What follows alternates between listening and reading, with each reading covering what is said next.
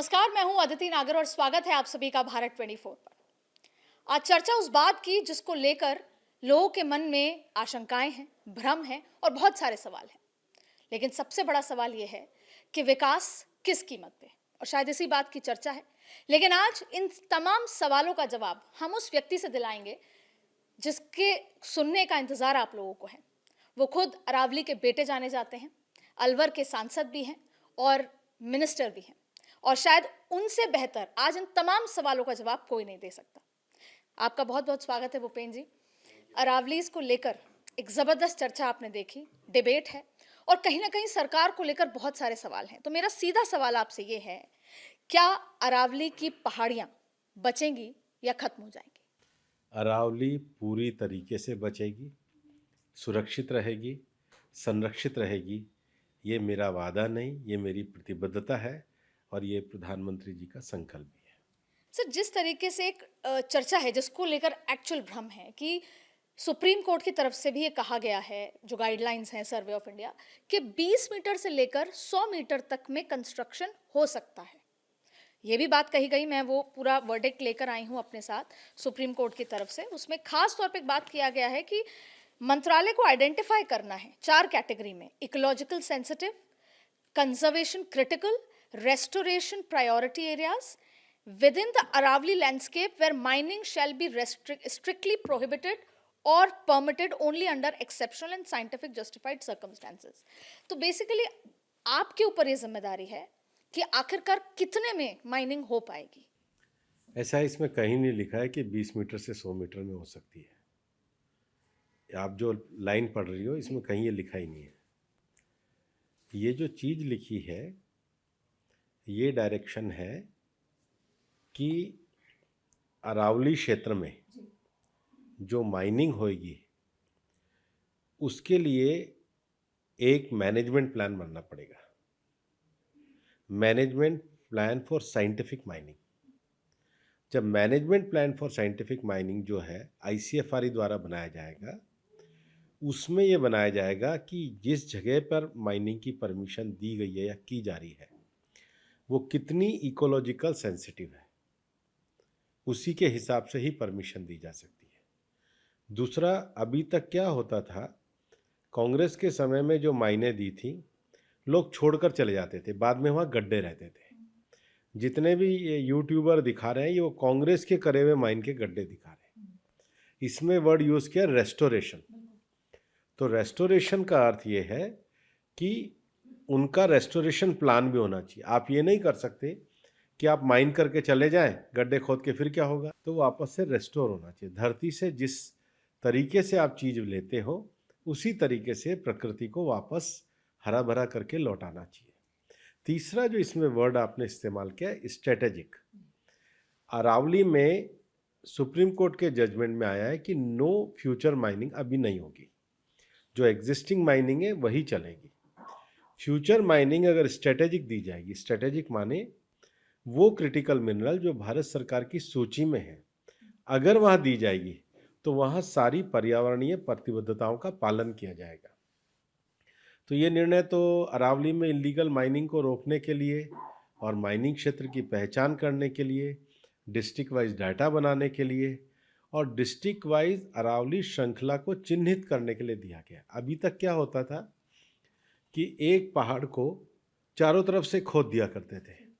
अब उन्होंने कहा है पहाड़ की चोटी से लेके धरातल तक, और धरातल भी मतलब उस जिले का जो न्यूनतम धरातल होगा, पहले उसका पूरा प्लान और रिपोर्ट तैयार की जाएगी। इकोलॉजिकल सेंसिटिव विषय को ध्यान दिया जाएगा, उसके बाद ही माइनिंग होगी। यही इस जजमेंट का आशय है। तो इस जजमेंट के हिसाब से तो रिफॉर्म की बात हो रही है। जजमेंट के हिसाब से अरावली में इलीगल माइनिंग नहीं होगी। माइनिंग स्ट्रिक्ट मैनेजमेंट प्लान और साइंटिफिक तरीके से होगी। रेस्टोरेशन का भी ध्यान रखना होगा और पहले जिले का प्लान बनेगा, उसके बाद ही माइनिंग की स्वीकृति मिलेगी। सर, एक चीज़ और ये समझना चाहते हैं, क्योंकि 80% राजस्थान में आता है और हम चारों राज्यों की बात करते हैं। ये कहा जाता है कि 12,081 पहाड़ ऐसे हैं जो 100 मीटर से नीचे हैं, केवल 1,048 पहाड़ ऐसे हैं। तो अगर रफ बात करें तो लगभग सिर्फ 8% ही हैं जो 100 मीटर से ऊपर हैं। पहले तो ये आंकड़ा कहाँ से गिन के लाए, पहला विषय। दूसरा ये है कि अगर 2 पहाड़ 100 मीटर से ऊंचे आधे किलोमीटर के दायरे में है तो उसके अंदर जितना भी भूभाग है वो सब अरावली के जोन में आएगा, अरावली रेंज में आ जाएगा, तो वो भी प्रोटेक्टेड है। फिर पहाड़ ऊपर पतला होता है, नीचे उसका जो धरातलीय आकार है वो विस्तृत होता है, उसमें जो न्यूनतम क्षेत्र में जितनी गोलाई होगी वो भी इसके अंतर्गत आएगा। फिर सुप्रीम कोर्ट ने पहले ही निर्णय दे रखा है कि जो प्रोहिबिटेड एरिया है, जैसे अरावली के क्षेत्र में 4 टाइगर रिजर्व्स हैं, अरावली के क्षेत्र में 20 वाइल्ड लाइफ सेंचुरीज हैं, अरावली के क्षेत्र में भारत सरकार की योजना के द्वारा जो वृक्षारोपण हुआ है, अरावली के क्षेत्र में ऐसा क्षेत्र जो पानी के वाटर का रिसोर्स है, हमें पता है बनास वहाँ से निकलती है, माही वहाँ से निकलती है, या अरावली में जैसे सिलिसेट लेक है, जैसे हमारी सांबर की लेक है, तो जितनी भी लेक्स हैं वो भी सेंसिटिव जोन है। फिर जो डार्क जोन है वहाँ पर भी माइनिंग प्रोहिबिटेड है। तो मैं जब कहता हूँ कि 90% प्रोहिबिटेड है तो ये सारा एरिया उसके अंतर्गत है। अभी अरावली में लगभग 1,43,000 किलोमीटर का ये क्षेत्र है जिसमें केवल 270 किलोमीटर में ही माइनिंग होती है, जो 0.19% है। अगर ये सारे रेस्ट्रिक्शन आ जाएंगे तो भी अरावली में केवल 2% से ज़्यादा ज़मीन पे माइनिंग हो ही नहीं पाएगी, वो भी सस्टेनेबल मैनेजमेंट प्लान के साथ, साइंटिफिक। तो जो जगह जगह हमने देखा ना कांग्रेस के समय में लोग काट काट के पहाड़ों को चले गए, वो सारी चीज़ें बंद हो जाएगी। सर, इसमें 2 बातें निकल कर आती हैं जिसकी असल डिबेट चल रही है। एक तरफ ये बात है कि 90% खोल दिया गया है माइनिंग के लिए। आपने इसकी विपरीत बात कही कि नहीं, 90%। मैंने नहीं कही, जी। मैं आपको बताता हूँ। निर्णय में पहली बात है प्रोहिबिटेड एरिया, तो वो बाहर हो गया। निर्णय में है डिस्ट्रिक्ट मैनेजमेंट प्लान, तो वो बनाना अनिवार्य हो गया। पानी के रिसोर्सेज की जगह वो बाहर हो गई। झील का क्षेत्र वो बाहर हो गया। इको सेंसिटिव जोन से 1 किलोमीटर का एरिया वो बाहर हो गया। और जो भी पर्वत रेंज की श्रेणी में आएगा और जो पर्वत होगा, और पर्वत भी ऊपर का टॉप नहीं, नीचे का जो उसका बेस होगा, उस सबको पहले चिन्हित किया जाएगा जहाँ पे इजाज़त देनी है। चिन्हित करने के बाद उसका एक प्लान बनेगा, आईसीएफआर की स्टडी होगी और उसके बाद स्ट्रेटेजिक तरीके से ही खोला जाएगा। तो इतने रेस्ट्रिक्शन के बाद तो 2% है। तो सर, जिस 1% और 2% की आप बात कर रहे हैं वो कौन से इलाके होंगे? वो तो जिला अनुसार होगा, उसको कोई तय नहीं कर सकता है। और इवन मैंने तो स्टडी कहा भी है और मैंने दिया भी है कि अरावली में मैंने 3 राज्यों के, दिल्ली में तो माइनिंग अलाउ नहीं है, दिल्ली में अरावली में माइनिंग नहीं हो सकती, तो ये तो प्रोहिबिटेड है। अब बचे 3 राज्य, 3 राज्य में सबसे ज़्यादा हरियाणा में महेंद्रगढ़ में है, या राजस्थान में ज़्यादा जो मायने हैं वो उदयपुर और राजसमंद में है, और गुजरात में बनासकांठा में है। हमने उसका भी एनालिसिस कराया है, वहाँ भी 1.7 1.8 से ज़्यादा है ही नहीं। सर, एक बात ये समझ रही है, जब ये बात होती है कि अरावलीज के साथ चाहे 1% छेड़छाड़ होगी, चाहे सिस्टमेटिक तरीके से, छेड़छाड़ नहीं होगी, कभी छेड़छाड़ सिस्टमेटिक तरीके से नहीं होती। सिस्टमेटिक तरीके से माइनिंग होती है। तो माइनिंग में उसके जो साइंटिफिक टेम्परामेंट है, जो साइंटिफिक मेजर्स हैं, और फिर माइनिंग में केवल माइनिंग करके जाना नहीं है, उसका रेस्टोरेशन प्लान भी बनाना है। तो वो तो पैरामीटर्स को स्ट्रिक्ट किया गया है। माइनिंग तो पूरी दुनिया में होती है। पर सर, इसको इस तरह से लिया जा रहा है कि अगर थोड़ी सी भी जब अपन कंस्ट्रक्ट करते हैं, मैं डेप्थ भी समझूंगी आपसे, क्योंकि हम तो अभी तक सिर्फ 20 मीटर और 100 मीटर की बात कर रहे हैं। जब कोई कंस्ट्रक्शन होता है तो नीचे डेप्थ भी होती है, और उसी अरावलीज के नीचे वाटर टेबल रिचार्ज को हम अक्सर बात करते हैं। तो एक वो डेप्थ समझना चाहूँगी, दूसरा ये समझना चाहूँगी कि कहा जाता है कि अगर अरावलीज में कंस्ट्रक्शन होता है, चाहे 0.1% भी हो। कंस्ट्रक्शन तो होगा ही, मकान है, शहर है, वो क्यों नहीं होगा कंस्ट्रक्शन। अरावली का केवल माइनिंग एरिया में माइनिंग होता है और कुछ नहीं होता है। अच्छा सर, माइनिंग, इट्स, ये जो जजमेंट है ये लिमिटेड टू माइनिंग एरिया है, बाकी पूरे क्षेत्र में इसका कोई जजमेंट का वो नहीं है। प्रोहिबिटेशन फॉर माइनिंग है। और माइनिंग क्यों जरूरी है सर? अगर 1% भी है तो वजह क्या है इसकी? आप मकान बनाती हैं, उसके लिए आवश्यकता है या नहीं है? भाई मकान किससे बनाएंगे? प्लास्टिक से बनाएंगे, किससे बनाएंगे? सर उसके जो कंस्ट्रक्शन मटेरियल इससे निकल कर आता है कहाँ से आएगा? अरावली से। फिर कुछ क्रिटिकल मिनरल भी है। अब हमारी अरावली में तांबे की माइन है, तो उसकी आवश्यकता नहीं है देश को, यूरेनियम की आवश्यकता नहीं है, लेकिन उसकी भी स्ट्रेटेजिक माइनिंग के एक्स्ट्रा ऑर्डनरी सर्कमस्टांस में परमिशन मिलेगी। तो ये तो बल्कि रेस्ट्रिक्शन करने का है। लंबे समय तक कांग्रेस के शासनकाल में अरावली का दोहन होता रहा, इलीगल माइनिंग होती रही, जिले में डिस्ट्रिक्ट प्लान नहीं थे, और कोर्ट ने कहा भाई चारों राज्य एक परिभाषा तय करो, चारों राज्यों में एक परिभाषा, और ये परिभाषा लार्जली राजस्थान में एक्सेप्टेड थी।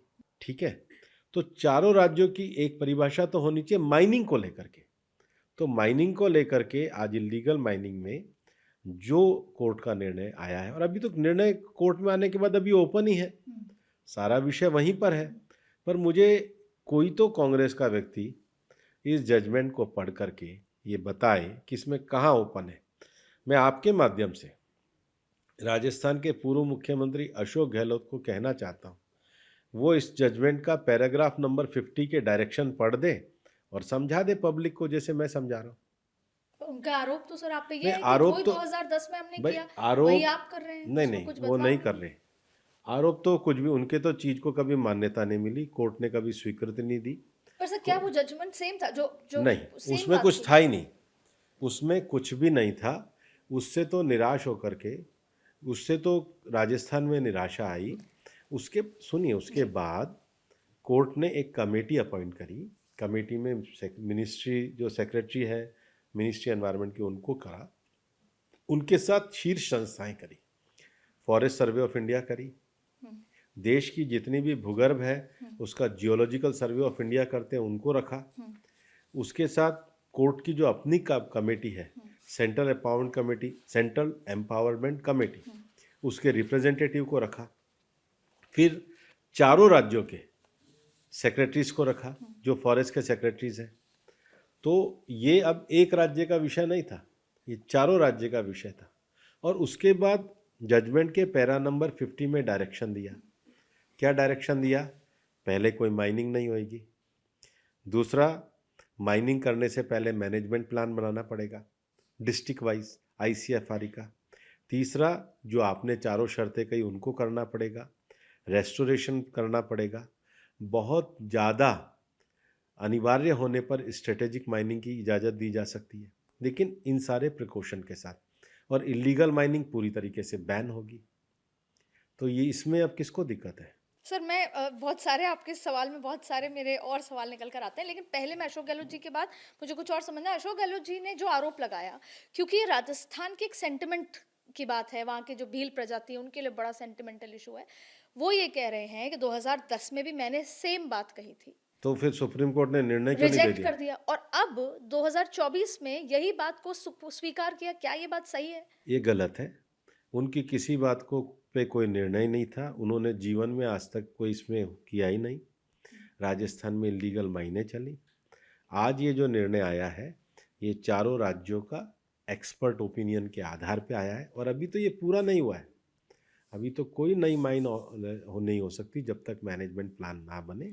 जो आपके मंत्रालय और आईसीएफआर की तरफ से। देखिए, इस निर्णय में आज तक अशोक गहलोत जी के समय में जब न्यायालय के निर्णय आते थे तो कभी तो इनके भ्रष्टाचार आते थे, कभी इनके नोशनल लॉस आते थे, कभी इन पे कैग की रिपोर्ट आती थी। इस निर्णय के एक पैराग्राफ में लिखा गया कि मिनिस्ट्री ऑफ एनवायरनमेंट के द्वारा ग्रीन अरावली प्रोजेक्ट चलाया गया है, तो जिसको तो कोर्ट ने अच्छा माना है। दूसरा इस एक जगह कहा गया कि जो आईसीएफआरई है उन्होंने सरंडा के जंगल जो झारखंड है उसको लेकर के बेस्ट मैनेजमेंट प्लान बनाया है। तो ये तो हमारे एक संस्थान की क्रेडिबिलिटी है। अब उनकी ना तो क्रेडिबिलिटी है, ना उन्होंने कुछ किया है, बल्कि झूठ और बोल रहे हैं। तो मैं तो इतना ही कहता हूँ, पैरा नंबर 50 के डायरेक्शन में क्या गलत है वो बता दें। मैं वो डेटा देख पा रही हूँ। डेटा क्या है? उन्होंने ट्वीट करके इस बात की जानकारी दी, कंपैरिजन रिपोर्ट किया। आप एक बात बताइए ना। हाँ चलिए, पहले आप पूछ लीजिए फिर मैं जवाब दे दूंगा। जब इलीगल माइनिंग को सबसे ज़्यादा उनकी सरकार में पकड़ा गया, पैसा के लिहाज से भी उन्होंने सबसे ज़्यादा जो पाबंदी लगाई या उन पे कसा, और बीजेपी सरकार, तो उन्होंने एक कंपैरेटिव रिपोर्ट दी है कि ये सारे गलत कामों पे शिकंजा कांग्रेस सरकार ने ज्यादा कसा बजाय कि बीजेपी सरकार ने। हमें तो अभी 2 ही साल हुए हैं, वो तो 5 साल राज करके गए हैं। और शिकंजा तो सभी चीज़ों में कसा गया है, पेपर लीक से लेके सभी चीज़ों में। और मैं तो कह रहा हूँ वो सुप्रीम कोर्ट का पैराग्राफ नंबर 50 के डायरेक्शन पढ़ दें और उसमें क्या गलत है बता दें। मामला तो अभी न्यायालय में ही है, वहाँ पे बताए ना। अशोक गहलोत जी तो इस देश में तो हम न्याय में भरोसा करते हैं ना, बता दें। जी, तो सर मैं वापस उस आप बात भी में पैराग्राफ 50 ही लेके आई हो, मैंने उसका आपको जवाब दे दिया। उसमें आपने जो शब्द का, मैंने कहा वो शब्द नहीं है जो आप कह रही हो। इतनी क्लियरिटी से तो कोई बताए। सर मैं ये समझना चाहूंगी कि आपने कहा क्रिटिकल मिनरल्स और एक आपने कहा कि जो कंस्ट्रक्शन होता है, चाहे सड़क का हो, मकान का हो, उसका जो मटेरियल मिलता है मैंने कहा आपको मटेरियल कहाँ से आता है, किससे? अरावली से, रावली से नहीं, जो भी माइनिंग। पहाड़ माइनिंग। अब दो बातें, एक ये कि ये सारा जो सामान है क्रिटिकल मिनरल को छोड़ देते हैं, वो हमको बाड़मेर और दूसरी जगह से भी मिल सकता है, तो क्या सिर्फ ट्रांसपोर्टेशन कॉस्ट की वजह से हम अरावली और क्रिटिकल मिनरल अगर है तो क्या, जैसे हम सैटेलाइट आजकल टेक्नोलॉजी से पता कर लेते हैं, तो इतना है कि हमको अरावलीज में माइनिंग करने की जरूरत है? देखो, इसी के लिए तो उन्होंने प्लान बनाने की बात करी है। जब आपके पास प्लान नहीं है, जब आपके पास डेटा नहीं है, जब आपके पास रेस्टोरेशन प्लान नहीं है, आप किसी भी जगह को जाकर के खोद देंगे, आप किसी भी जगह पे जाके इलीगल कर देंगे, तो इसका प्लान बनना चाहिए ना, और प्लान सार्वजनिक होना चाहिए। वही कोर्ट ने डायरेक्शन दिया। और ये विद टाइम मिनिस्ट्री और वो करेंगे। वो अभी तो मामला कोर्ट में ही है, अभी तो हमारे पास तो कुछ है ही नहीं।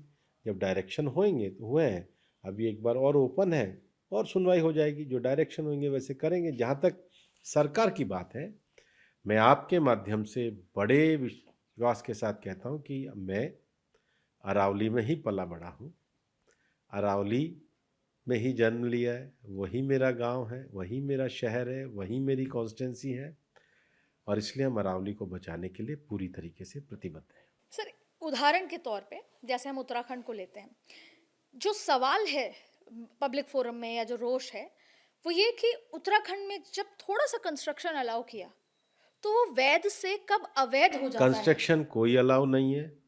प्रोहिबिटेड एरिया में ना कोई कंस्ट्रक्शन अलाउ है, ना कोई माइनिंग अलाउ है।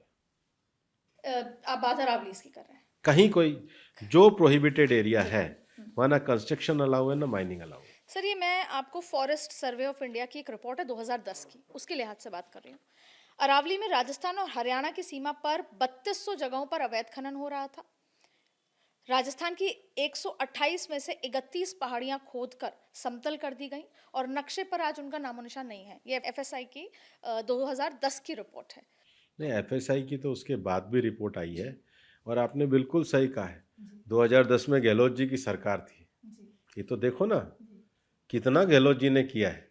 आप जैसे पत्रकार ही गहलोत जी की सच्चाई को बता सकते हैं। मैं आपको बधाई देना चाहता हूँ कि 2010 में जो गहलोत जी कर रहे थे वो आपने आज जनता के सामने रखा है। तो ये गारंटी जो अभी सुप्रीम कोर्ट या फिर जो हम गारंटी देते हैं कि जो 2010 में गहलोत जी ने किया और जिस रिपोर्ट का आपने उल्लेख किया, मैं मानता हूँ राजस्थान में भजनलाल जी की सरकार स्ट्रिक्ट करके इसको नहीं होने देगी। हाँ, तो सर अब इसमें बात आती है क्योंकि गवर्नमेंट ऑफ स्टेट गवर्नमेंट इसमें ये गवर्नमेंट ऑफ मूलतः राजस्थान काम राज्य सरकार उनका का है। बहुत इंपॉर्टेंट रोल होता नहीं, है। काम ही उनका है। काम ही उनका है और उसमें भी सबसे महत्वपूर्ण होते हैं एसपी और कलेक्टर, डीएम।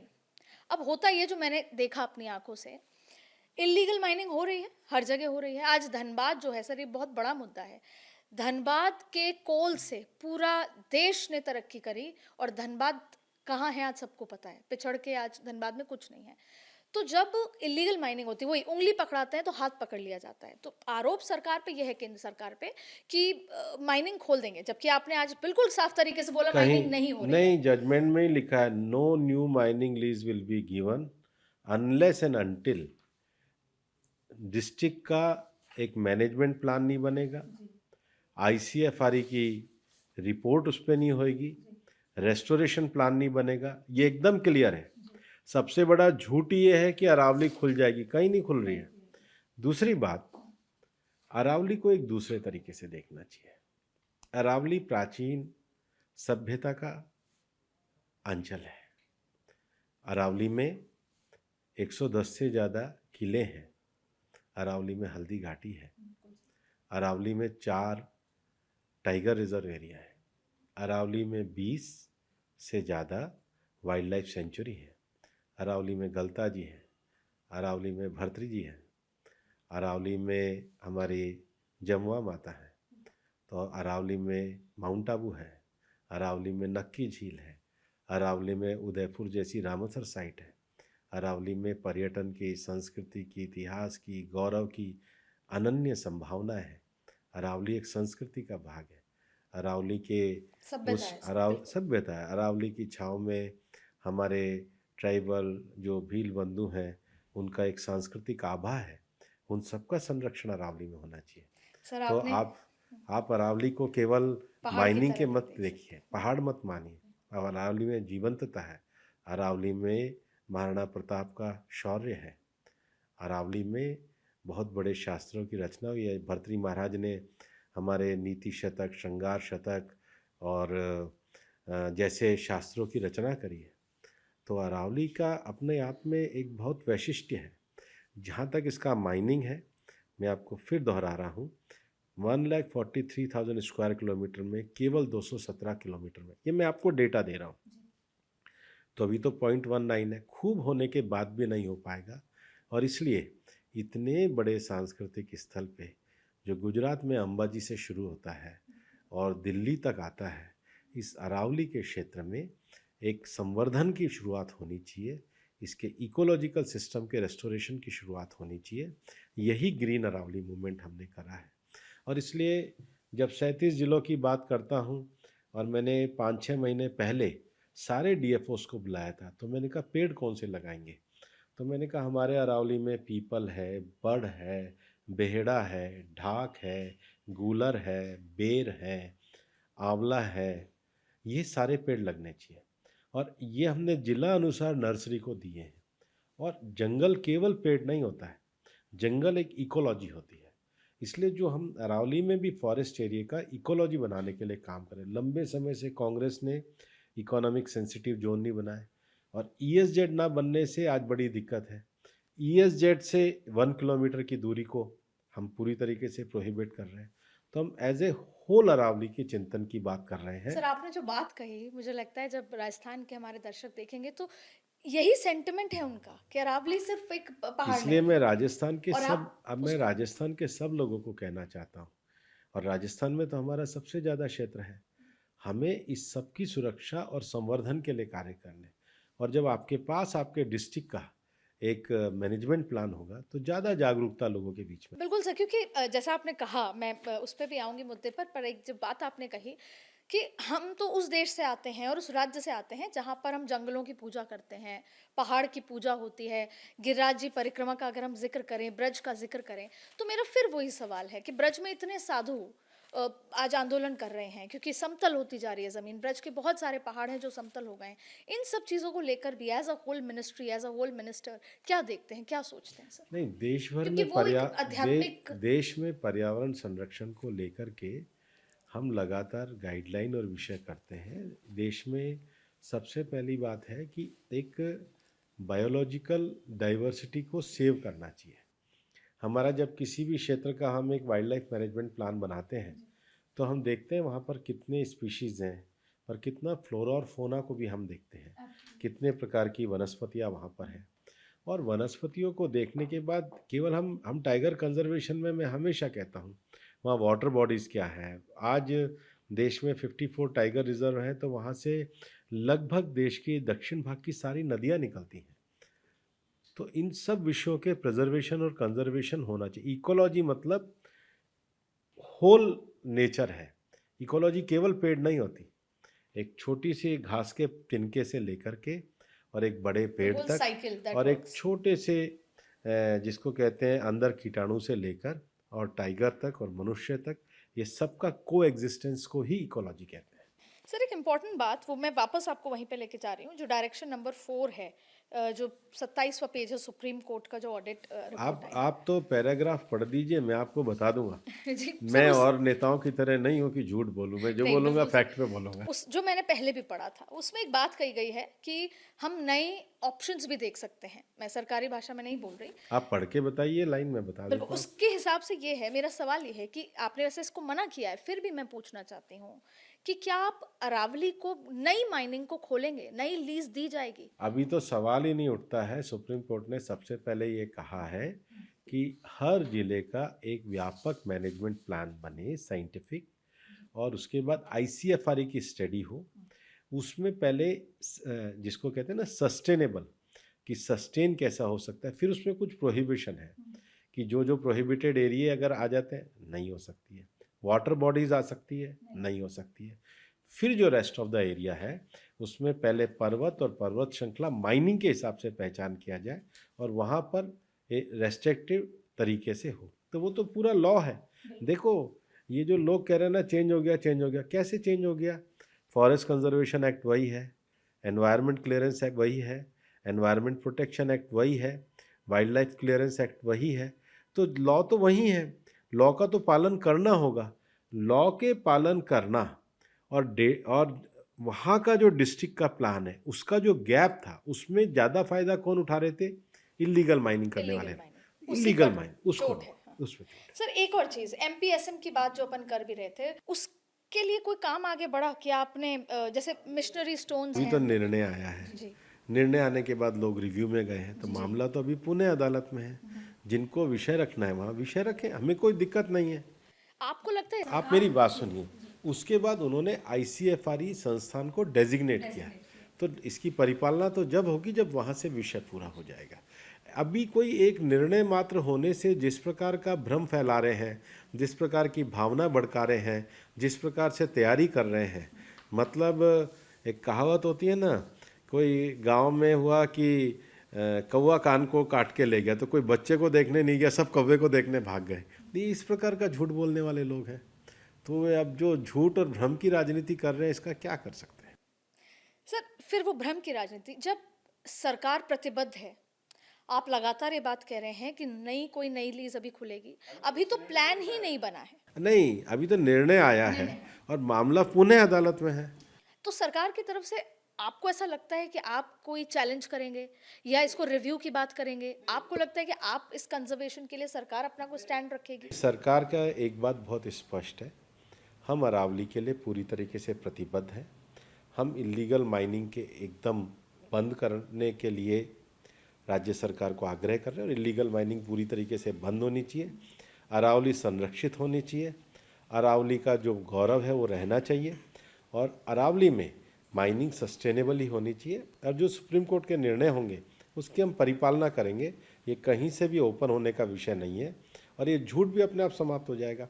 हाँ, मैं एक आह्वान जरूर करूँगा, आइए अरावली ग्रीन वॉल प्रोजेक्ट में हम सब साथ मिलकर के काम करें।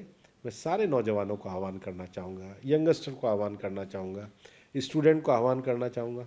कल तो मैं सुबह भैरोड़ में भी हूँ, वहाँ भी एक गर्ल्स कॉलेज में मैं जा रहा हूँ और मैं बच्चों को यही आह्वान करूँगा कि आओ हम सब मिलकर के अरावली के संरक्षण का कार्य करें। सर जब आप अरावली ग्रीन प्रोजेक्ट की बात करते हैं तो हम अरावली में वो ग्रीन पूरी उसकी बात करते हैं कि वॉल तैयार हो, और आपने कहा बार बार इकोलॉजी तैयार होने में लगभग 500 साल लग जाते हैं उसको इकोलॉजी बनने में, किसी भी पहाड़ उसको।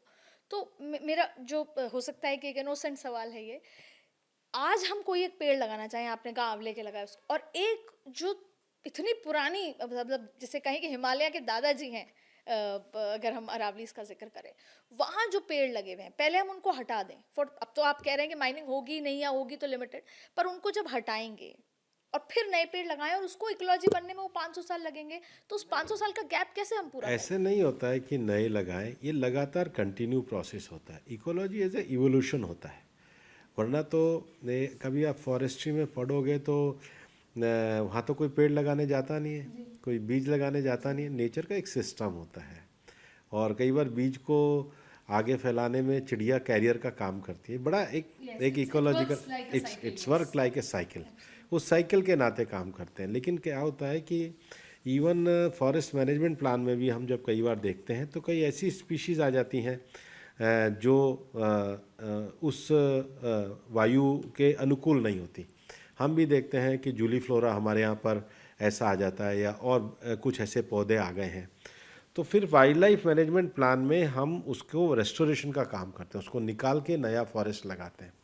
और मेरा तो ये मानना है कि अगर कुछ ग्रासेस लगाकर, बीज लगाकर उस धरती को छोड़ दिया जाए और पानी की व्यवस्था हो जाए, तो नेचर तो अपने आप होती है। ये जो सारा नेचर ये अपने आप होता है। Nature based solution, nature based life style, nature based living, ये तो एक बहुत बड़ा मंत्र है जिसको लेकर के भारत ने दुनिया का मार्गदर्शन किया है। और इसलिए हाँ, इसलिए सस्टेनेबल का अर्थ है जो रहने वाले समाज के लिए भी उपयोगी और लॉन्ग टर्म तक सस्टेन करे। केवल नेचर ही सस्टेन करती है, लेकिन इसमें प्रपोर्शन होना होता है।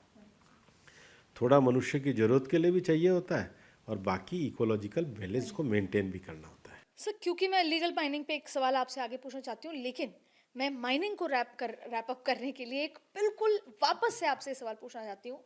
जो सोशल मीडिया पर देश में, देश के नौजवानों में, या जो इतने डिबेट हो रही है, वो डिबेट हो रही है कि वापस से मैं ये पूछूंगी, डिबेट ये हो रही है कि हमारे जो एक नेचुरल वॉल की तरह है, जो हमें सपोर्ट करता है, जो थार डेजर्ट को यहाँ आने से रोकता है, जो एनसीआर को धूल में मिट्टी लाने से रोक रहा है, जो हमारे वाटर मैनेजमेंट को सपोर्ट करता है, जो हमारी मॉइस्चर पानी को सपोर्ट करता है, सब चीज़ को सपोर्ट करने वाले अरावलीज के साथ सरकार कहीं ना कहीं माइनिंग और कंस्ट्रक्शन के लिए बड़े बिजनेसमैन को दे रही है। क्या ये आरोप गलत है? गलत है, झूठ है। मैं पूरी तरीके से नकारता हूँ। किसी बड़े बिजनेसमैन को नहीं दिया जा रहा है, और अभी तक दिया ही नहीं जा सकता है। अब तो जजमेंट के हिसाब से नो फ्यूचर माइनिंग है। जब तक उसका प्लान नहीं बनेगा मैनेजमेंट का, आईसीएफआर की स्टडी नहीं होगी, जिला वाइज रिपोर्ट नहीं बनेगी, आइडेंटिफिकेशन नहीं होगा, कुछ नहीं हो सकता। अब सर, सुप्रीम कोर्ट के इस जजमेंट कह लें या जो सुझाव के हिसाब से और आपके कहने के हिसाब से ये लगता है कि आप इलीगल माइनिंग पे अब धड़ पकड़, कॉलर पकड़ लें। क्योंकि अब ये तय हो गया ना, जब आपने आपने एक जगह आइडेंटिफाई कर दी और श्रृंखला आइडेंटिफाई कर दी, अगर उसके बाहर है तो आपको कर सकते हैं। अगर उसमें है तो जब तक मैनेजमेंट प्लान नहीं है और आईसीएफआर की स्टडी नहीं है, तब तक तब कुछ काम नहीं। तब नहीं, कुछ काम मतलब इलीगल काम नहीं, इलीगल अब काम नहीं। अब केंद्र सरकार जो, और हम टेक्नोलॉजी वाइज इतना आगे बढ़ गए हैं, तो टेक्नोलॉजी, रिमोट सेंसिंग, इन सब से आपने देखा कि पिछले 5 सालों में, 1 साल में कोई इलीगल माइनिंग कहाँ कहाँ बढ़ी है, तो डेटा आ जाता है राज्य सरकार के द्वारा किया जाता है, क्योंकि जो जंगल की ज़मीन होती है उसकी ऑनर राज्य सरकार होती है। इवन लीज वगैरह का जो इम्प्लीमेंटेशन है ये राज्य सरकार के द्वारा किया जाता है, और हम ये चाहेंगे कि राज्य सरकार इसको स्ट्रिक्ट तरीके से और इम्प्लीमेंट। इसको लेकर आपने कोई गुजरात में, राजस्थान, सभी जगहों पे आप, बल्कि हम प्रेरित भी करते हैं, और हम ये भी प्रेरित करते हैं कि सभी मुख्यमंत्री ग्रीन अरावली में लगे। और मेरे को आपको बताना चाहूँगा कि इस बार 5 जून को जब वर्ल्ड एनवायरनमेंट डे आए थे, तो हमारे चारों मुख्यमंत्री, मतलब भजन लाल जी जमुआ रामगढ़ गए थे, हमारे भूपेंद्र जी गुजरात वाले जो हैं वो बनासकाठा में गए थे, और हरियाणा के नायब सैनी जी भिवानी की तरफ गए थे, और रेखा गुप्ता जी और मैं तो स्वयं प्रधानमंत्री जी के साथ थे। तो ये तो हमारी सामूहिक प्रतिबद्धता है। और गुजरात सरकार ने भी, राजस्थान सरकार ने भी, दिल्ली सरकार ने भी एक पेड़ माँ के नाम पे अरावली में बहुत बड़ा वृक्षारोपण किया है। जिन्होंने अपनी सरकार के समय में कोई एक पेड़ नहीं लगाया, 2 साल में कुछ नहीं किया, वो आज एक भ्रामक और झूठ के प्रचार को लेकर के निकले हुए हैं। लेकिन झूठ के पैर नहीं होते। सर, एक चीज चिंता की बात है, भजन लाल शर्मा जी भरतपुर से आते हैं, भले ही ये सरकार को 2 साल हुए हैं, लेकिन भरतपुर में राजस्थान की अगर पीक पर इलीगल माइनिंग आपने देखी, बजरी खनन, अलग अलग खनन तरीके से इलीगल खनन है, उसकी शिकायतें चाहे कांग्रेस सरकार में हुई, अभी भी कहीं ना कहीं उसके पैर जो हैं वो छूटे नहीं हैं। दूसरी बड़ी बात है कि राजस्थान को ही अगर लें तो वहाँ का जो विजिलेंस डिपार्टमेंट है उसका आधा तो पोस्ट अभी पूरी तरीके से भरी नहीं है। और फिर जब हम डीएम का जिक्र करते हैं, ये इसलिए क्योंकि मैं ज़मीन पर जाकर रिपोर्टिंग करके देखती हूँ, अगर उस पर कोई कार्रवाई होती है तो भी रिपोर्ट डीएम को बनानी है, अगर वहाँ माइनिंग होगी वो भी डीएम को करनी है। तो जब डीएम ही सूबेदार है, उसी को रिपोर्ट बनानी है, तो ये एक बहुत बड़ा जाल है। और ये आप ये तथ्य मुझे दीजिए, मैं मुख्यमंत्री जी से चर्चा करूंगा। जी, तो सर आगे बढ़ते हुए मैं पोल्यूशन को लेकर आपसे बात करना चाहती हूँ। ये अरावलीज वो जगह है जो उस मॉइस्चर को, जो रिजेस की बात करते हैं, वो उस मॉइस्चर को होल्ड करके बारिश लाने में काम करते हैं। अभी दिल्ली सरकार ने एक आर्टिफिशियल रेन का एक प्रोजेक्ट किया जो नहीं उतना सक्सेसफुल हो पाया, और दिल्ली में सांस लेने को लेकर कहा जाता है कि फेफड़े रोज दिन पे दिन खराब हो रहे हैं। उस लिहाज से सरकार कब तक ऐसा होगा कि दिल्ली में हम सांस ले पाएंगे सर्दियों में? देखिए, पॉल्यूशन का जो कारण है उसके दो कारण हैं। पहला कारण है मानव आधारित गतिविधि। मानव आधारित गतिविधि में जो carbon, sulphur dioxide, nitrogen, ozone और ये जो अमोनिया निकलती हैं, उसके कारण प्रदूषण के कण निकलते हैं। PM 2.5, PM 10, 2.5 मैक्रोन से कम के वो कण होते हैं जो हवा में जाते हैं। दूसरा जो डस्ट होता है, डस्ट के कारण भी वो कण PM 10 जाते हैं। और इन जो 8 प्रकार की गैसेस और कण होते हैं, इनके 24 घंटे के विश्लेषण के आधार पर एक मानक निकाला जाता है जिसको हम AQI कहते हैं। कांग्रेस के राज में तो लोगों को पता ही नहीं था AQI क्या है। इसको सबसे पहले लॉन्च ही 2014 में प्रधानमंत्री नरेंद्र मोदी जी की सरकार में आने के बाद किया, और हमने दिल्ली नहीं, देश के 130 शहरों में नेशनल क्लीन एयर प्रोग्राम चलाया। और नेशनल क्लीन एयर प्रोग्राम में वैसे तो NCR रीजन में इस बार देश में 3 लाख से 10 लाख वाले शहरों में हमारा अलवर तीसरे नंबर पे आया। उसके लिए हमने कार्य करने के लिए प्रेरित किया। अब विषय ये होता है कि पर्टिकुलर दिल्ली का जो पॉल्यूशन है उसमें दिल्ली शहर भी है और दिल्ली शहर के साथ जुड़ा हुआ NCR का एरिया भी है। मतलब सोनीपत, गाजियाबाद, नोएडा, फरीदाबाद, गुड़गांव और दिल्ली। तो सबसे पहला पॉल्यूशन व्हीकल है, व्हीकल है, क्योंकि व्हीकल से तो गैस वो निकलेगा ही, कार्बन। तो व्हीकल में दुनिया भर में जिन देशों में पॉल्यूशन पे नियंत्रण पाया है वो क्लीन फ्यूल की ओर गए हैं। जितना बढ़िया फ्यूल इस्तेमाल करोगे उतना ही एमिशन कम होगा। तो दिल्ली में हम BS6 लाए, लेकिन पुरानी गाड़ियों के जो पॉल्यूशन के स्टैंडर्ड है उसकी चेक की बात अब इस सख्ती से शुरू करी है। अब व्हीकल में बड़े ट्रक ये वगैरह भी चलते हैं, इनके भी हैं। और दूसरा जो पॉल्यूशन है व्हीकल में ही, वो व्हीकल के निकलने के साथ साथ ट्रैफिक मैनेजमेंट का है। एक एक जगह पे अगर लंबा ट्रैफिक रुकेगा 2-2 घंटे, आप भी अभी ट्रैफिक में फंस गई थी, तो कितनी गाड़ियों का धुआं एक साथ निकलता है, खासकर शाम पीक आवर्स में। That create impact. तो हमने पर्टिकुलर दिल्ली के अंदर ऐसे 60 स्थान आइडेंटिफाई किए हैं और दिल्ली के शहरों में भी करें हमने, गुड़गांव, फरीदाबाद, सब जगह कहा है। तो उन्होंने 1 साल का अपना प्लान बनाया है। दूसरा जो पॉल्यूशन है वो इंडस्ट्रियल है। तो इंडस्ट्रियल में भी हमें क्लीन फ्यूल की ओर जाना पड़ेगा। तो दिल्ली के जो 240 आसपास के इंडस्ट्रियल एस्टेट हैं उसको हमने PNG पे कराया है, ताकि गैस पे जाएं तो उनका बाकी का कम हो, डीजल। और उसके साथ ही साथ आप ये देखेंगी कि जो रेड और ऑरेंज की कैटेगरी की है उधर अब हमने OCM के डिवाइस लगाए हैं, ताकि उसके ऊपर नियंत्रण किया जा सके इंडस्ट्रियल पॉल्यूशन। और 1 साल का उसका भी प्लान बनाया है ताकि इंडस्ट्रियल पॉल्यूशन को मैटर किया जा सके। तीसरा जो विषय है वो है डस्ट पॉल्यूशन का। डस्ट पॉल्यूशन में सबसे पहला पॉल्यूशन होता है, आप दिल्ली और सब जगह देखते हैं, कंस्ट्रक्शन एक्टिविटी होती है, उसके साथ डेमोलिशन एक्टिविटी भी होती है, मकान टूटते भी हैं। अब ये जो डेमोलिशन का वेस्ट पड़ा रहता है इसका तो कोई डिस्पोजल का तरीका ही नहीं है। तो अभी हमने डेमोलिशन वेस्ट के रूल्स बना के स्टेट्स को दिए, और ये कहा है कि जो आप डेमोलिशन का जो मटेरियल है रिसाइकल होना चाहिए। ये टाइम पे अगर रिसाइकल हो जाता है तो वो वेस्ट नहीं बिखरेगा। ऐसे ही कंस्ट्रक्शन में भी स्ट्रिक्ट मॉनिटरिंग लगाए हैं। बड़े कंस्ट्रक्शन साइट पे स्प्रिंकलर, एंटी स्मोक गन, इसके लिए प्रोविज़न करने की बात करी है। दूसरा जो डस्ट पॉल्यूशन है वो सड़क पे उठने वाली धूल से है। तो हमने सभी NCR रीजन को ये कहा है कि आप ज़्यादा से ज़्यादा मैकेनाइज्ड स्वीपिंग मशीनों पे आइए और उसको OPEX के आधार पे चलाइए। अभी सभी को लक्ष्य दिए गए हैं ताकि सड़क से डस्ट रिमूवल हो। तीसरा जो है वो सड़क पर जो फुटपाथ पे मिट्टी है, तो उसके लिए हमारा यही कहना है कि आप ग्रीनिंग करिए। मेरा तो एक और सुझाव है, ग्रेनिंग क्या होता है सर? Green green green. हरा करिए।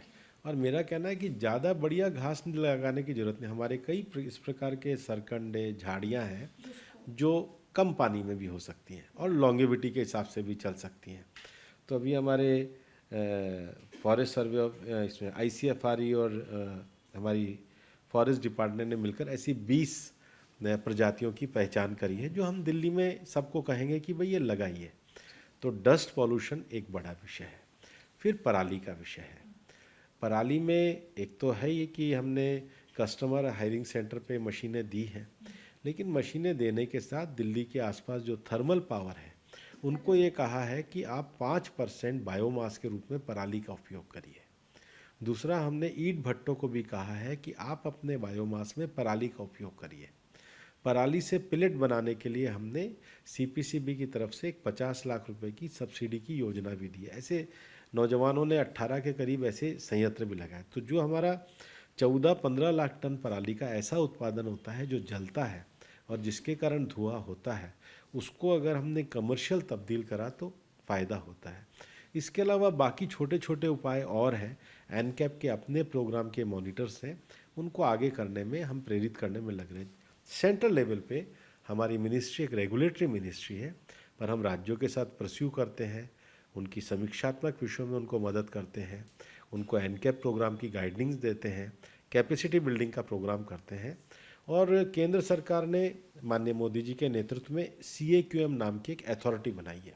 वरना पहले दिल्ली में पॉल्यूशन होता था तो आसपास के राज्यों में जो एयर शेड होता था उनको तो चिन्हित करने की कोई जगह ही नहीं थी, कोई डायरेक्शन देने की अथॉरिटी नहीं थी। अब CAQM में भारत सरकार के एक वरिष्ठ रिटायर्ड अधिकारी एक अलग से चेयरमैन बनने की पोस्ट है, जो सब राज्यों के साथ कोऑर्डिनेशन का काम करते हैं और इन सारे विषयों को CAQM चेयरमैन कोऑर्डिनेशन करते हैं। सर आपने टिप्स पर थॉरोली समझाया, पर एक बात बताइए सर, इन सारे कामों में कितना समय लगेगा कि हम कौन सी सर्दी में AQI हम 100 के पास हो, 150 हो मैक्सिमम? साल दर साल बेहतर हो रहे हैं। इस बार हमने ज़्यादा बेहतर रहे हैं। अंत में ये आने के बाद भी मौसमी गतिविधि होती है। क्या है, सर्दी में वेस्टर्न डिस्टर्बेंस आते हैं, उसमें क्या होता है कि अगर वो ऊपर से जाते हैं बादल, तो नीचे का जो विंड है उसकी उसकी जो स्पीड है वो जीरो हो जाती है। तो विंड की स्पीड अगर जीरो हो जाएगी और एमिशन इतना ही रहेगा, तो वो जो पर्टिकुलेट है PM2.5 और PM10 हवा में बने रहते हैं। तो फिर विंड का इंतजार करते हैं। तो ये जो ग्रैप 1, ग्रैप 2, ग्रैप 3 लगते हैं, तो हमारा CAQM का और भारत मौसम विज्ञान केंद्र का रेगुलर कोऑर्डिनेशन रहता है। उनसे वो विंड की स्पीड, हवा और तापमान पूछते हैं और प्रिकॉशन के बेस पे अब और कुछ नहीं होगा तो फिर ये क्रैब लगा करके ज़्यादा एमिशन वाली गतियों को पहले रेस्ट्रिक्शन करना, ज़्यादा अगर विंड की स्पीड कम हो तो उससे। तो ये जो ग्रैप लगाने की विषय है ये उसी आधार पे किया जाता है। लेकिन अब हम सोच रहे हैं कि अगले साल के लिए इसका इन एडवांस भी कोई मॉनिटरिंग प्रोग्राम खड़ा करेंगे। तो ये उम्मीद की जा सकती है कि 2026 के अक्टूबर, नवंबर, दिसंबर में पोल्यूशन एक चर्चा का विषय नहीं है। नहीं, प्रयास बेहतर करेंगे, मेहनत में कमी नहीं करेंगे और कोऑर्डिनेशन पिछली बार से बेटर हुआ है। पहली बार ऐसा हुआ है कि दिल्ली में सभी म्यूनिसिपल अथॉरिटी ने दिसंबर में बैठ करके अपना प्लान दिया है। CAQM को विस्तार से सारा प्रेजेंटेशन दिया है, मैं भी उसमें बैठा था। और CAQM को हमने निर्देशित किया है कि अब इन्होंने जो अपने मॉनिटरिंग प्लान दिए इसको इम्प्लीमेंटेशन कराइए। ग्रीन अरावली में लोगों के योगदान की ज़रूरत है। मैं क्लीन दिल्ली में भी लोगों से सहयोग की अपेक्षा करता हूँ। सर एक चीज समझना चाहते हैं, पहले क्योंकि पॉलिटिकल इशू हो गया है पोल्यूशन, पहले अरविंद केजरीवाल सरकार से ज़बरदस्त पूछा जाता था, कोई जवाब नहीं था। पर क्योंकि नरेंद्र मोदी सरकार ने बहुत सारी ऐसी चीज़ें कर दी जो नहीं सोची जाती हैं, तो उनसे एक बहुत ऑब्वियस उम्मीद है कि वो तो कर देंगे। उस करने की श्रृंखला में पहले आती थी पराली, पराली को लेकर पंजाब सरकार को लेकर आती थी बात। अब पराली के लिए तो सुप्रीम कोर्ट ने कोरोना के दौरान कहा कि पराली इज़ नो इशू, क्योंकि कोरोना के दौरान व्हीकल जैसा आपने जिक्र किया। अब सवाल ये है कि जो सबसे बड़ी बात जो आपने थर्मल पावर प्लांट का जिक्र किया, मैं एक रिपोर्ट देख रही थी, उस रिपोर्ट में खास तौर पे कहा गया था कि सल्फर बेस्ड स्मोक सबसे ज्यादा थर्मल पावर प्लांट से निकलता है। अब वो 150-200 किलोमीटर के दायरे में है दिल्ली NCR के, लेकिन NGT का ये मानना है कि वो तो बहुत दूर है। लेकिन सर्दियों में क्योंकि हवा भारी हो जाती है तो वही स्मोक रहता है। तो उन थर्मल पावर प्लांट्स को अभी तक बंद नहीं किया गया है, उन पे रोक नहीं लगी अभी ऐसा तक। नहीं है, उसमें ये कहा गया है कि दिल्ली के अंदर जो दिल्ली के आसपास 7 लगे हुए हैं, जी, उनमें से 6 में लग गए हैं, एक में और लगना है, ठीक है। जो सल्फर को ख़त्म करता है। लेकिन जो 300 किलोमीटर की दूरी पे हैं, उनकी चिमनी को 275 मीटर के ऊपर बनाने का विषय है, उसका पूरी तरीके से पालन किया गया है। इसमें भी अलग अलग संस्थानों के अध्ययन हैं। हम लोगों ने भी इसमें आईआईटी का अध्ययन कराया था, बेंगलोर के एक साइंटिफिक इंस्टीट्यूट का अध्ययन कराया था, साइंस इंस्टीट्यूट का, और नीरी का कराया था। तीनों की रिपोर्ट अलग अलग है, तो कोई भी एक साइंटिफिक चीज़ को पूरा मान लेने से काम नहीं होता है। ओवरऑल पर्यावरण दृष्टि से साइंस बेस्ड सॉल्यूशन में बांटते हैं, लेकिन साइंटिफिक रिपोर्ट के आधार पे।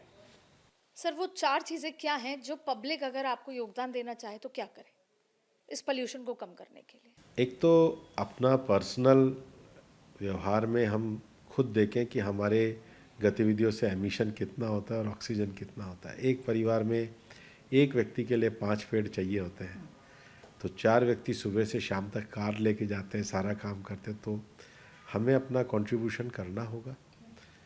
दूसरा, क्लीन मूवमेंट की दृष्टि से जागृति करनी होगी। मुझे लगता है कि ये 2 चीज़ें ही ऐसी हैं कि अगर सब व्यक्ति मिलकर के करें तो पॉल्यूशन पर नियंत्रण पाया जा सकता है। वैसे प्रधानमंत्री जी का जो मिशन लाइफ का विषय लेकर के हम जाते हैं, उसमें हम 7 आयाम बताते हैं जिस पे सबको ध्यान देना चाहिए। वो है save energy, save water, save food, solid waste management, reuse of e waste, ban of single use plastic and healthy lifestyle. This is the way of mission life. And obviously government need support from the public. नहीं, हम उसके लिए सरकार बनाना जनता के लिए और जनता सरकार के लिए है। एक दूसरे से मिलकर के काम, अच्छी पॉलिसी बनाना और सबको मिलकर इम्प्लीमेंटेशन करना, यही तो हम सबका नागरिक कर्तव्य है। सर एक और बहुत बड़ा कंसर्न है और आपने बहुत सुना भी है, खासतौर पर राजस्थान से जुड़ा है, आपके इलाके से भी। एक उससे पहले मैं बाघों पर बात करूं उससे पहले मैं आपसे एक पूछना चाहती हूँ कि काली पहाड़ी होती थी अलवर में, वो खत्म हो गई, उसके पीछे की वजह आप क्या मानते हैं? नहीं, ये तो इस एक पूरा डिटेल है। माइनिंग ही उसके पीछे की। वो तो जिस समय पहले मैं नहीं था उस समय जो हुआ होगा उसका कारण। जी लेकिन सर, कांग्रेस के समय में इलीगल माइनिंग बहुत ज़्यादा थी, बहुत चर्चित कहाली बहुत पहाड़ी थी ज़्यादा। जो अब समतल एकदम हो गई, बिल्कुल सर। तो सर एक ये बड़ा सवाल ये है कि बाघ जो हैं खासतौर पे सवाई माधोपुर में अपने अभी सर्वोच्च उस पर हैं। अब प्रॉब्लम ये है कि जब उनको 10 लोगों को रहना है और 20 उस छत के नीचे रहेंगे तो वो परेशान होते हैं, वो बाहर जाते हैं। आपने देखा सिविल लाइंस आए और ऐसे बहुत सारे आंकड़े रिपोर्ट्स हैं जिसमें उन्होंने मनुष्य को खा लिया। ऐसे में सर बाघों का स्ट्रेस मैनेजमेंट और जो फर्टिलिटी इशू है, इनफर्टिलिटी का जो मुद्दा आ रहा है, उसके लिए सरकार क्या कर रही है? देखो, हर फॉरेस्ट जगह का हम एक मैनेजमेंट प्लान बना रहे हैं। अभी मैनेजमेंट प्लान की समीक्षा होने के बाद जहाँ अतिरिक्त बाग होते हैं उसके लिए एक ट्रांसलोकेशन की व्यवस्था होती है। मैं अभी पर्टिकुलर जवाब इसलिए नहीं दूंगा कि मेरा एक बार रिव्यू देखना और बाकी है, तो जब मैं रणथंभौर का रिव्यू देखूंगा तब मैं आपसे बात करूंगा। सर फिर एक चीज़ और ये समझेंगे, जैसे इनफर्टिलिटी इशू हुआ, हमने ये नोटिस करा और मैंने ऐसी काफ़ी सारी रिपोर्ट्स देखी जिसमें कुछ बाघ तो बाहर आ जाते हैं क्योंकि वो डर जाते हैं। तो जो ये विलेजर्स हैं जो वहाँ रहते हैं, उनके रिलोकेशन के लिए भी कोई प्लान होगा? ये अलग अलग जगहों पे किए जाते हैं, उसके पैकेजेस को भी हमने अच्छा करने का काम किया है, लेकिन ये आपसी सहमति के माध्यम से होता है और हम जल्दी ही सारे विषयों को पूरा करेंगे। और सर जैसे इनफर्टिलिटी इशू है, कई बाघें जो फर्टाइल हैं वो तो जनरेशन आगे बढ़ा रही हैं। देखा ये गया है कि वो एक तरह की ब्रीड आ रही है, जीन पूल की मैं बात कर रही हूँ। और कई जो इनफर्टाइल हो जाती हैं या वो बाघ जो हैं जो स्ट्रेस में होते हैं, तो जीन पूल मैनेजमेंट को लेकर सरकार क्या इस पे एक अथॉरिटी है, नेशनल टाइगर कंजर्वेशन अथॉरिटी, और हमारा बाघों का गिनने का एक तरीका है। हम कैमरा ट्रैप लगाकर उनकी स्ट्राइप के माध्यम से, 2 बाघों की स्ट्राइप एक जैसी नहीं होती है, तो उनकी स्ट्राइप के माध्यम से और उनके कई ये 2-3 और तरीके हैं उनके साइंटिफिक, उस तरीके से वो करते हैं। और ये सारे विषयों का ध्यान एनटीसीए करता है। और उसके साथ ही हमारा एक और इंस्टीट्यूट है, wild life institute of India, उसमें इसका साइंटिफिकली अध्ययन किया जाता है। सर मेरे आखिरी के 2 सवाल हैं क्योंकि आपसे बात हो रही है और पॉलिटिकल चर्चा ना हो, सर, आपकी स्ट्राइक रेट देखी गई है, जिस राज्य का आप अपने ज़िम्मा लेते हैं, उस पे चुनाव जीतते हैं। सर, इसके पीछे कोई मंत्र है, आप पूजा-पाठ करके बाहर निकलते हैं या आपको कुछ स्ट्रैटेजी समझ आ गई है या आप उन्हीं राज्यों को चुनते हैं जहाँ आपको समझ में आता है जीत है, ये वजह क्या है? आपकी स्ट्राइक रेट संगठनात्मक शक्तियों की एक अलग तरीके से व्याख्या होने लगी है। सच्चे मन से काम करता हूँ, झूठ बोल के कोई काम नहीं करता। लेकिन सर, मैंने खुद आपसे पूछा था जब महाराष्ट्र का चुनाव था, आपने कहा चिंता मत करो और बम्पर जीत हुई। हरियाणा और शायद किसी भी राज्यों में तब से आपसे कवर करती आ रही हूँ जब आप गुजरात में गए थे और आपके सामने अशोक गहलोत कांग्रेस के प्रभारी के रूप में आए थे, तब भी बहुत क्रिटिकल चुनाव होने के बाद भी जीत हासिल हुई। इसके पीछे फिर भी आपके जो कार्यकर्ता हैं या आपके फॉलोअर्स हैं वो जानना चाहते हैं सर। ऐसा है, जो काम अपने को मिले, जो काम आपके हाथ में हो, जो काम आपके पास में हो, उसको सच्चे मन से करो। इसके अलावा दुनिया में कोई मंत्र होता ही नहीं है। सर, आपके जीवन में कोई पॉलिटिकल गुरु आप किसी को मानते हैं? अमित शाह के लिए अक्सर कहा जाता है कि अमित शाह जी आपके पॉलिटिकल गुरु हैं, लेकिन क्या ताकत है आपकी? एक सौभाग्य रहा है कि मेरे को प्रधानमंत्री नरेंद्र मोदी जी के नेतृत्व में उनके मंत्रिमंडल में काम करने का अवसर मिला है और उनके मंत्रिमंडल में काम करते हुए मेरे को काफ़ी कुछ सीखने को मिला है। लेकिन राजनीतिक रूप से मैं सबसे पहले राष्ट्रीय मंत्री बना था, तब मैं माननीय राजनाथ जी राष्ट्रीय अध्यक्ष थे। उसके बाद नितिन जी राष्ट्रीय अध्यक्ष हुए। उसके बाद अमित भाई के साथ तो मेरे को राष्ट्रीय महामंत्री के रूप में काम करने का अवसर मिला और उनके साथ मैंने बहुत सारा पॉलिटिकल विषय को सीखा। बाद में मैं नड्डा जी की अध्यक्षता में भी मैंने काम किया, तो मेरे सारे राष्ट्रीय अध्यक्षों के साथ भी मेरे को सीखने को मिला। और मैं सौभाग्यशाली हूँ कि आज तो हमारे बीच में नहीं है, लेकिन जेटली जी, सुषमा जी, अनंत कुमार, मनोहर पर्रिकर ऐसे अच्छे नेताओं से मेरे को साथ मिला। और एक संघ का स्वयंसेवक होने के नाते बहुत सारे संघ के प्रचारकों से भी मेरे को जीवन में मूल्यवान बातें सीखने को मिली। तो मुझे लगता है कि भाजपा में एज ए परिवार के नाते मैंने काम किया और सब लोगों के साथ मिलकर कहीं ना कहीं जीवन में कुछ सुधार और सीख कर ही हम आगे बढ़े। सर, एक आखिरी सवाल जो मैं चाहती हूँ सीधे दिल से आपके आए। कोई व्यक्ति जिसने ज़ाहिर तौर पे अजमेर से आपने पढ़ाई शुरू की, आपका जन्म स्थान, उसके बाद आप ज़बरदस्त एक ओरेटर रहे। आज भी कहा जाता है कि आपके घर में अगर कोई आया है, कोई भी आया हो, उसको या तो अपॉइंटमेंट मिलेगा या जवाब मिलेगा, उसको अटेंड किया जाएगा। ये सारे कार्यकर्ता कहते हैं। दिल्ली में अगर आपके घर पे कोई आया हो, मंत्रालय में कोई आया हो, और इसके साथ-साथ आप बड़े वकील हैं सुप्रीम कोर्ट में, इसके साथ-साथ आपने किताब लिखी और आपसे बेहतर नहीं बता सकता है एनवायरनमेंट पे आपने किताब लिखी सुप्रीम कोर्ट। इन तमाम चीज़ों के पीछे वो कौन-सी शक्ति है? क्या आप मेडिटेट करते हैं? कोई भगवान को मानते हैं? या कोई एक एनर्जी कौन है वो पीछे, जिसकी वजह से ये सब कुछ ऐसे एफर्टलेसली मैनेज हो रहा है? और ये वास्तविकता में आपके कार्यकर्ताओं को जानने की ज़रूरत है कि ऐसे कैसे बन पाएँ जीवन में आगे? ऐसा है कि जो भी काम आपके हाथ में हो उसको ईमानदारी से करो। मैंने आपको पहले भी यही उत्तर दिया, अब भी यही उत्तर दिया। एक साथ कोई 20वीं सीढ़ी पे नहीं पहुंचता है। जो सीढ़ी आपके सामने है उसको अच्छे ढंग से सजगता से चढ़ो, बस और कुछ नहीं हो। आगे की सीढ़ी क्या है सर? कहाँ देखते हैं अपने आप को 5 साल के अंदर?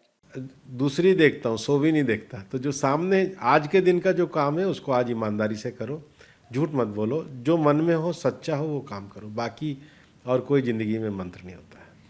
बहुत बहुत शुक्रिया सर, थैंक यू। बेहद सरलता के साथ एक एक बात का जवाब।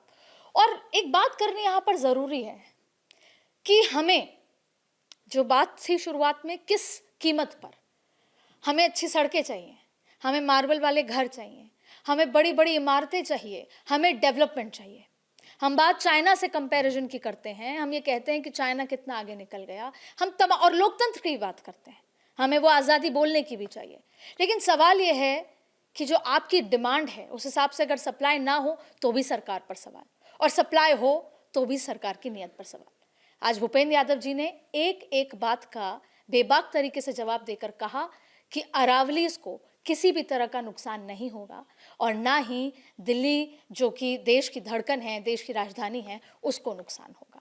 ये पॉडकास्ट ज़रूर देखिए, मुझे लगता है आपके हर एक चिंता का निवारण इस पॉडकास्ट में मिलेगा। और फिर भी अगर आपके कुछ सवाल हैं तो मुझे डीएम ज़रूर कीजिएगा। हम अगली बार मंत्री जी से खुद उन तमाम सवालों का जवाब लेने पहुंचेंगे।